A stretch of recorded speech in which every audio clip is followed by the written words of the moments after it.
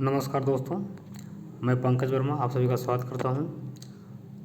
हम एशिया के मैपिंग के क्रम में आज इस क्रम में हम आज तीसरा वीडियो एशिया पे बना रहे हैं। पहले दो वीडियो में हम एशिया के पॉलिटिकल मैप पे और एशिया के फिजिकल मैप के अंतर्गत एशिया के अंतर्गत जो भी स्टेट आते हैं यानी जल संधियाँ आती है कि नहीं, उस पर हम और एशिया के बारे में और कुछ महत्वपूर्ण तथ्य हैं उस पर हम बता चुके हैं।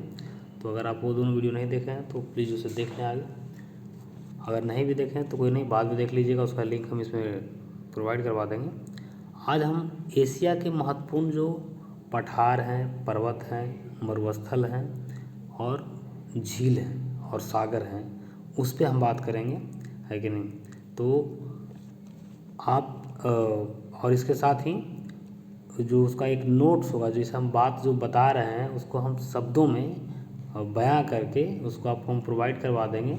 जिससे क्या होगा कि आप इसे एक बार मैप तो देख लिए लेकिन फिर माइंड से हटा जाएगा, तो अगर आप उसे लिख लीजिएगा और फिर लिखा हुआ जो आपके पास नोट्स रहेगा उसके अकॉर्डिंग अगर आप एग्ज़ाम के टाइम में रिवाइज कर लीजिएगा तो चीज़ें आपके अंदर हमेशा बनी रहेगी और आप एग्ज़ाम में अच्छा परफॉर्म कर पाइएगा।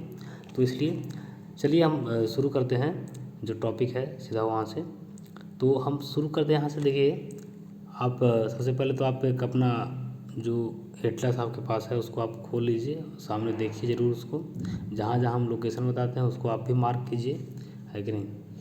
तो सबसे पहले हम यहाँ बात कर रहे हैं जैसे पामीर का पठार, यहाँ जो है भारत के उत्तर में, है कि नहीं, पामीर का पठार। इसको पामीर नॉट के नाम से जाना जाता है।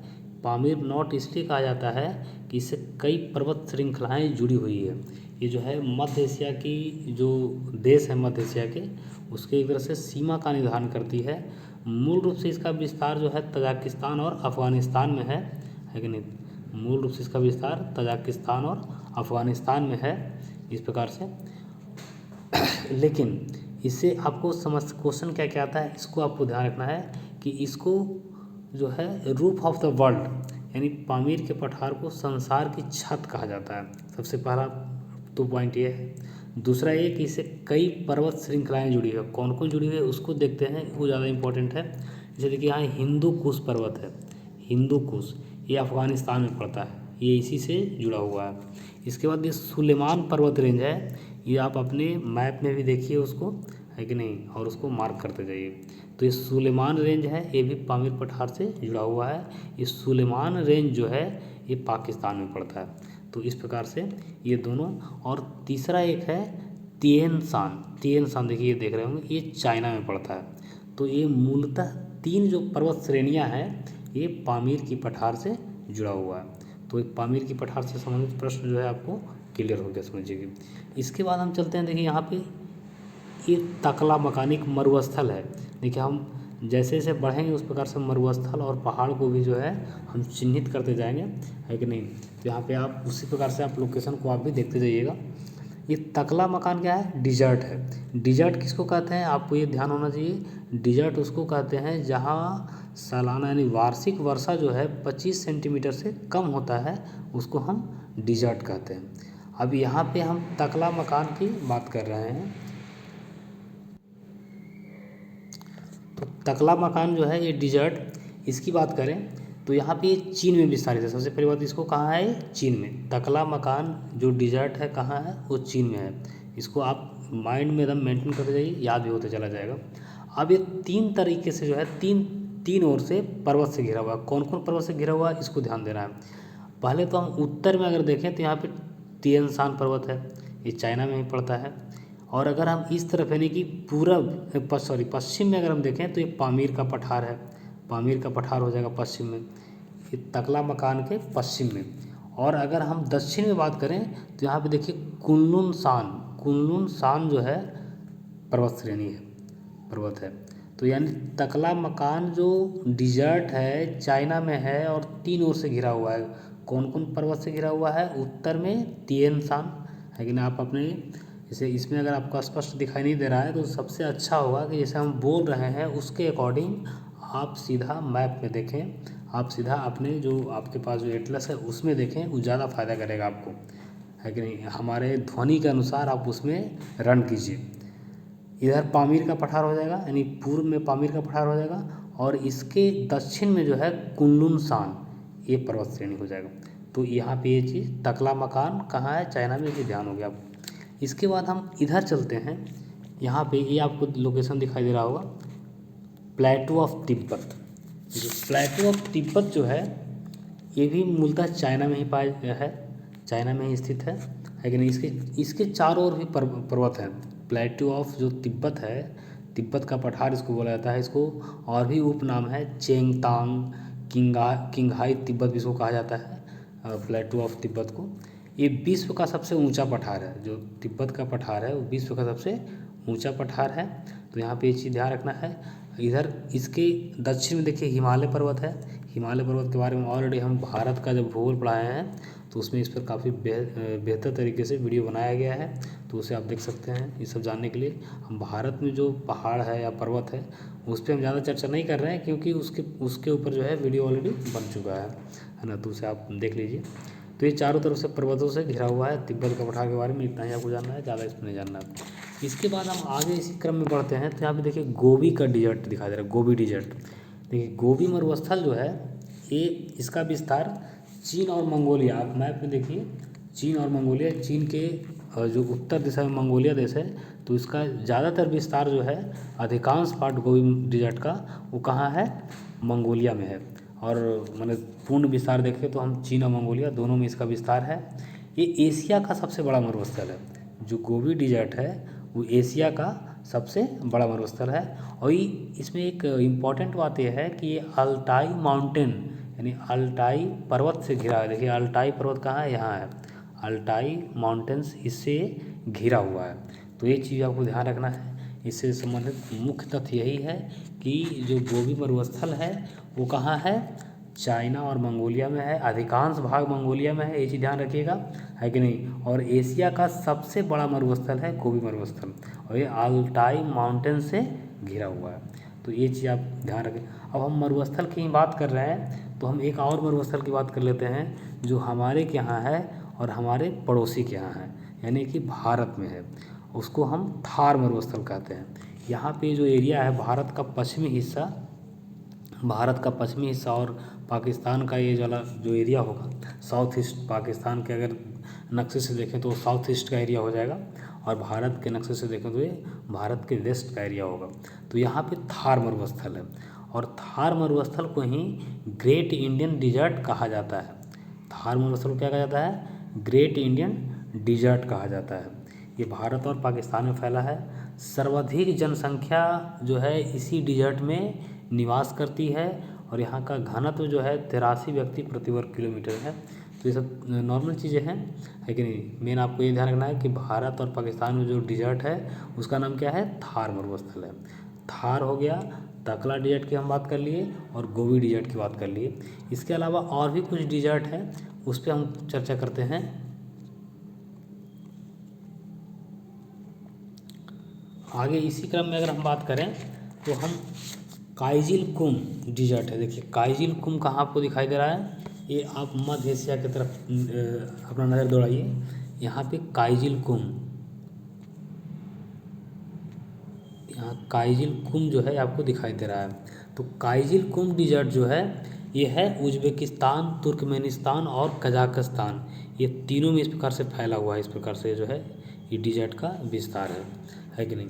इसके अलावा और भी हम अगर यहाँ पे देखें तो यहाँ पे एक अरल सागर होगा। देखिए आप अपना जो है एटलस में देखिए, ये जो आपको पानी जैसा संरचना दिखाई दे रहा है, यहाँ पे जो पानी सा संरचना दिखाई दे रहा है, इसके बगल में अरल सागर है, और ये आपका कैस्पियन सागर है। तो इस लोकेशन भी आप ऑलरेडी ट्रैक कर चुके होंगे, क्योंकि पिछले वीडियो में हम इसको बहुत ट्रैक करवाए थे। तो अरल सागर ध्यान रखिएगा, यहाँ पे अरल सागर है, अरल सागर, और ये है कैस्पियन सागर, और इसी के बगल में यहाँ पे है काइजिल कुम डिजर्ट। तो ये चीज़ ध्यान रखिएगा। इसके अलावा और हम डिजर्ट की बात करें तो यहाँ पे देखिए एक डिजर्ट है ईरान में दस्त ए कबीर यहाँ पे एक जो है ये वाला आप देख रहे हैं, दस्त ए कबीर जो है डिजर्ट कहाँ है, ईरान में। ये चीज़ याद रखिएगा। इसके अलावा और कुछ डिजर्ट की हम बात करें तो सऊदी अरब में कुछ डिजर्ट हैं, जैसे नाफुड डिजर्ट देखिए यहाँ पे है नाफुड। रब अल खाली, ये सब डिजर्ट जो है कहाँ है, यहाँ है, सऊदी अरब में है कि नहीं। इसके अलावा अगर और हम काराकोरम की बात करें, कराकुम डिजर्ट, देखिए ये दिखाई दे रहा है आपको। कराकुम रेगिस्तान जो है तुर्कमेनिस्तान में है, तुर्कमेनिस्तान की राजधानी कहाँ होगा, आप कमेंट में बताइए इसको। तो ये जो है, क्योंकि पिछले वीडियो में हम इसको बहुत ठीक से याद करवाए हैं, है कि नहीं। तो ये सब डिजर्ट के बारे में हम बात कर लिए। इसके अलावा कुछ जो झील है महत्वपूर्ण, उस पर हम चर्चा करते हैं। अब झील में हम सबसे पहले हम बात करते हैं कैस्पियन सागर का। कैस्पियन सागर जो है कि नहीं, झील और सागर के अंदर हम देखें तो सबसे पहले कैस्पियन सागर की बात करते हैं। कैस्पियन सागर जो है ये सबसे बड़ा झील है, कैस्पियन सागर सबसे बड़ा झील है। अब ये झील जो है मीठे पानी की है कि खारे पानी की है, ये झील जो है खारे पानी की है। तो अगर नॉर्मली कोई क्वेश्चन पूछता है आपसे कि सबसे बड़ा झील कौन है, तो कैस्पियन सागर हो जाएगा। अगर कोई पूछे कि सबसे बड़ा खारे पानी की झील कौन होगा, तो यही कैस्पियन सागर ही होगा। लेकिन जैसे ही उसमें मीठा पानी लगा दे, तो मीठा पानी जैसे ही लगाएगा तब उसका आंसर चेंज हो जाएगा। अब मीठा पानी में भी दो तरह का जो है बात आएगा। एक देखिए यहाँ पे आप देख रहे होंगे बैकाल झील, कहाँ होगा, रसिया में पड़ता है बैकाल। देखिए यहाँ पे बैकाल झील, रसिया में जाइए, रसिया में यहाँ पे आप जो है देखिए यहाँ पे पानी की संरचना दिखाई दे रहा है, बैकाल झील है। तो बैकाल झील है जो ये मीठे पानी का यानी साफ पानी का सबसे बड़ा झील है। किसमें, आयतन की दृष्टि से। उसमें भी अगर हम क्षेत्रफल की दृष्टि से बात करेंगे तो सुपीरियर झील हो जाएगा, जो अमेरिका में पड़ता है, यानी कनाडा में पड़ता है, अमेरिका और कनाडा में पड़ता है, ठीक है। तो यहाँ पे आपको ये सब लोकेशन भी धीरे धीरे ट्रैक करना है, कहाँ पे बैकाल झील है, कहाँ पे सुपीरियर झील है, कहाँ पे कैस्पियन सागर है। अब कैस्पियन सागर से कौन कौन देश टच करता है, इसे आप कमेंट में बताइए, है कि नहीं, क्योंकि हम इसको ऑलरेडी पिछले वीडियो में बता चुके हैं कि इसमें कौन कौन देश इससे टच करता है। इसको आप लिख करके कमेंट में ज़रूर बताइएगा। इसके अलावा हम एक चीज़ और बात करें कि यहाँ पे जो कैस्पियन सागर है, इसमें दो नदी आके मिलती है। कौन कौन नदी मिलती है, तो एक है वोल्गा नदी, एक है यूराल नदी। देखिए यहाँ पे एक जो है, एक वोल्गा नदी है, एक यूराल नदी आकर के इसमें मिलती है। तो ये चीज़ें भी आप ध्यान रखिएगा। इसके अलावा हम बैकाल झील की बात कर लिए। इसके अलावा हम अरल सागर की बात करें तो अरल सागर जो है, यहाँ पे भी जैसे हम बात की अरल सागर का, ये अरल सागर, तो इसका विस्तार अगर देखें तो कजाकिस्तान और उज्बेकिस्तान में है, और इसके उत्तरी भाग में सिरदरिया नदी आकर के इससे मिलती है। इसके अलावा एक इम्पॉर्टेंट फैक्ट हम बात करें तो मृत सागर है, मृत सागर, इसको डेड सी बोला जाता है। इसको यहाँ पे आप इजराइल का मैप देखे होंगे, तो इजराइल के पास जाइए, वहाँ पे इजराइल, जॉर्डन और फ़िलिस्तीन वाला जो एरिया है, अगर आपको यहाँ पे देखिए लोकेशन क्लियर नहीं दिखाई दे रहा होगा, क्योंकि मैप में उतना जूम करने पर भी फट जाता है, नहीं आता है। आप जो है इसको अगर थोड़ा डिटेल से देखना चाहते हैं इस फिगर को, तो आपको जाना होगा कहाँ, जो गूगल अर्थ ऐप है उस ऐप में जाइएगा और इजराइल के पास जूम कीजिएगा, तो वहाँ पे डेड सी दिखाई देगा आपको, है कि नहीं। तो ज़रूर उस लोकेशन को एक बार जाकर ट्रैक कीजिएगा। डेड सी यानी मृत सागर, उसका फैलाव कहाँ कहाँ है, जॉर्डन, इजराइल और फ़िलिस्तीन। देखिए एक तरह से आप समझिए कि जो आप वीडियो देख रहे हैं, मान के चलिए ऑडियो सुन रहे हैं आप, और ऑडियो सुन करके और आप खुद से जो एक्टिविटी कीजिएगा ना, उसका आपको बहुत ज़्यादा लाभ होगा, वो चीज़ें आपके अंदर समाहित होती चली जाएगी। तो अब हम इसके बाद वाले पार्ट पे अब बात करते हैं, जो जो फैक्ट है उसको आपको हम सब शब्दों के रूप में आपको हम बता देते हैं।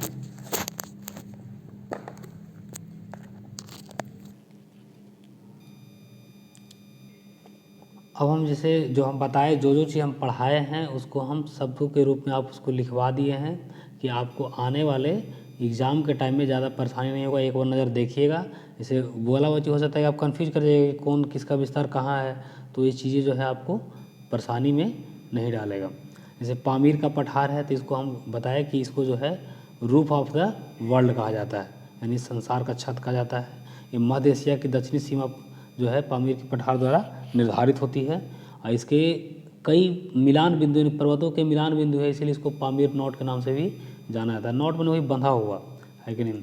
इसके अगर हम देखें तो इससे कौन कौन पर्वत जुड़ा हुआ है, मेनली हिंदू कुश पर्वत जो अफगानिस्तान में पड़ता है, सुलेमान पर्वत जो पाकिस्तान में पड़ता है, और तिएनशान जो चाइना में पड़ता है, इससे मूलतः जुड़े हुए हैं। इसका अगर विस्तार हम मूलतः बात करें तो तजाकिस्तान और अफगानिस्तान में इसका मूलतः विस्तार है। इसके अलावा हम तिब्बत के पठार की बात करें तो इसको चेंगतांग या जो है या किंगहाई तिब्बत के नाम से इसको जाना जाता है। चेंगतांग या किंगहाई तिब्बत के नाम से जाना जाता है। विश्व का सबसे ऊंचा पठार है। इस समुद्र तल से इसकी ऊंचाई जो है 5 किलोमीटर है। तो इस चीज़ को भी आप माइंड में मेंटेन रखिएगा। इसके अलावा अगर हम बात करें जो मरुस्थल की, तो मरुस्थल में आपकी इसका सबसे बड़ी बात यह है कि मरुस्थल किसको कहते हैं। तो जहाँ पे शुष्क या अर्ध शुष्क भाग होता है उसको हम मरुस्थल कहते हैं। और जहाँ पे एक सबसे बड़ा क्राइटेरिया यही है कि जहाँ पे वार्षिक वर्षा जो है 25 सेंटीमीटर से कम हो, वहाँ पे उसको हम डिजर्ट बोलते हैं उस एरिया को। तो सबसे पहले हम थार मरुस्थल की बात करते हैं। थार जो कि भारत में पड़ता है, इसको ग्रेट इंडियन डिजर्ट भी कहा जाता है कि नहीं। ये दक्षिण एशिया का जो दक्षिण एशिया में जो 8 देश हैं उसमें सबसे बड़ा मरुस्थल है और भारत पाकिस्तान में इसका फैलाव है और सबसे सर्वाधिक जनसंख्या वाला डिजर्ट है ये। तो ये इम्पोर्टेंट है। इसके अलावा हम बात करें अगर तकला मकान की बात की है तो तकला मकान कहाँ है, चाइना में विस्तारित है। इसके जो पर्वत है 3 तरफ से उसको बात करते हैं। तियानशान पर्वत है उत्तर में और इधर जो है पूरब में पामीर का पठार है और दक्षिण में कुनलुन पर्वत है। तो ये चीज़ें ध्यान रखना। इसके बाद फिर गोबी डिजर्ट जो है ये कहाँ है, ये चाइना और मंगोलिया में इसका विस्तार है। लेकिन अधिकांश भाग जो है इस गोबी डिजर्ट का कहाँ है, मंगोलिया में है। अधिकांश विस्तार मंगोलिया में है। यह एशिया का सबसे बड़ा मरुस्थल है। हम जब और भी धीरे धीरे जैसे जैसे हम महादेश कॉन्टिनेंट के बारे में पढ़ेंगे बहुत सी जानकारियाँ एकत्रित होती चली जाएगी। तो हम बहुत जल्द जो है सारे कॉन्टिनेंट को चाह रहे हैं कि ख़त्म करके आप लोगों को बताएं। उसको मतलब कहने का मतलब है कि उसको शब्दबद्ध करके आप तक पहुंचाएं कि आप जो आपके अंदर जो झिझक है, उससे जो समस्याएं हैं, उससे जो क्वेश्चन आप नहीं बना पाते हैं वो जल्द से जल्द उसको आप डील कर पाएँ। तो एशिया का सबसे बड़ा मरुस्थल है ये गोबी और यहाँ पे अल्टाई माउंटेन से घिरा हुआ है। अल्टाई माउंटेन से घिरा हुआ है, इस चीज़ को भी आप ध्यान रखिएगा। इसके अलावा अगर हम बात करें कुछ जो और भी रेगिस्तान हैं जैसे काइजिल कुम जो कि उज्बेकिस्तान, तुर्कमेनिस्तान और कजाकिस्तान में फैला हुआ है। दस्त ए कबीर ईरान में है। नाफुड हमद और रब अल खाली ये सब जो है सऊदी अरब में है। कराकुम रेगिस्तान ये तुर्कमेनिस्तान में है। ये कैस्पियन सागर के पूर्व तथा अमू दरिया नदी के पश्चिम तक फैला हुआ है, ये चीज़ का विस्तार है। तो ये चीज़ें भी आपको ध्यान में रखना चाहिए। इसके बाद झील जो कि बहुत इंपॉर्टेंट झील की बात कर रहे हैं, जो हमेशा इससे क्वेश्चन पूछे जाते हैं हर तरह के एग्जाम में। तो झील किसको कहते हैं, जो भूतल में विस्तृत गड्ढे होते हैं जिनमें जल भरा होता है उसको हम झील कहते हैं। झील छोटा छोटा भी होता है, भारत में से चिल्का झील है, ऐसे ऐसे कई झील है। तो हम ये प्रमुख झील की बात कर रहे हैं, जो एशिया के प्रमुख झील है उसकी बात कर रहे हैं, है कि नहीं। इसमें सबसे बड़ा झील है कैस्पियन सागर। कैस्पियन सागर जो है सबसे बड़ा झील है, लेकिन ये खारे पानी की झील है। तो इसलिए अगर आपसे क्वेश्चन पूछे कि सबसे बड़ा झील तो कैस्पियन सागर, सबसे बड़ा खारे पानी की झील तो कैस्पियन सागर ही होगा। लेकिन जैसे ही मीठा पानी या साफ पानी लगा दिया जाएगा तो कैस्पियन सागर उसका आंसर ना हो करके उसका आंसर बदल जाएगा। और बदलेगा तो उसमें भी 2 तरह का आंसर हो सकता है, एक बैकाल झील और एक हो सकता है सुपिरियर झील। अगर बैकाल झील तब होगा जब बोलेगा आयतन के हिसाब से, यानी कि उसकी गहराई ज़्यादा है। तो इसलिए अगर आयतन के हिसाब से आगे हम बात करते हैं उसके बारे में, है कि नहीं। तो आगे हम इसके बारे में बात कर लेते हैं। कैस्पियन सागर तो इस खारे पानी की झील है। इसका विस्तार जो है 3,71,000 वर्ग किलोमीटर में है और इसमें जो है उत्तरी भाग में यूराल और वोल्गा नदी आके गिरती है। कई बार परीक्षा में पूछा है, यूराल और वोल्गा नदी जो है आकर के इसमें गिरती है। इसके बाद बैकाल झील की बात करें तो बैकाल झील जो है कहाँ है, रूस में है। बैकाल झील रूस में है कि नहीं। साफ पानी का सबसे बड़ा झील है आयतन की दृष्टि से। आयतन की दृष्टि से सबसे बड़ा साफ पानी का झील है। अगर हम क्षेत्रफल की दृष्टि से बात करेंगे तो सुपिरियर झील हो जाएगा, है कि नहीं। तो ये चीज़ ध्यान रखना है। बैकाल झील की एक खासियत ये है कि इसमें देशज जीव एक पाया जाता है, इपिचूरा क्रस्टेशियन। इसी के कारण जो है जल को फिल्टर करते रहता है हमेशा, इस कारण इसका जल जो है साफ रहता है, इसीलिए इसको पवित्र सागर भी कहा जाता है, सैक्रेड सी। तो ये चीज़ें आपको ध्यान रखना है। इसके अलावा हम अरल सागर की बात करें जो कि इसका विस्तार कजाकिस्तान और उज्बेकिस्तान में है। आप उसको मैप में ज़रूर देखिए एक बार, है कि नहीं। ये खारे पानी की झील है। इसके उत्तरी भाग में सिर दरिया नदी आकर के गिरती है। इसमें उत्तरी भाग से सिर दरिया नदी आकर के गिरती है। एक और झील है बालखास बालखास लेक जो है कजाकिस्तान में है, इसको भी आप लोकेशन ट्रैक कर लीजिएगा उसको। इसके बाद हम मृत सागर के बारे में बात किए थे। मृत सागर जो कि इसका जॉर्डन, इजराइल और फिलिस्तीनी भूभाग पर इसका विस्तार है कि नहीं। ये विश्व का सबसे नीचा झील है। इसका लवणता काफ़ी अधिक है। तो लवणता जब अधिक है इसका मतलब घनत्व उच्च है, और जहाँ घनत्व उच्च होगा जिस जल का, वहाँ पे तैरना क्या होगा, आसान होगा, यानी डूबना असंभव होगा। तो ये चीज़ें आपको भी ध्यान रखना है। मृत सागर, डेड सी, इसका कहाँ विस्तार है। तो चलिए हम आगे नेक्स्ट वीडियो में और नेक्स्ट कंटेंट के साथ मिलेंगे, नए कुछ और अच्छे कंटेंट के साथ। तो चलिए आज का हम वीडियो यहीं पे समाप्त करते हैं। धन्यवाद।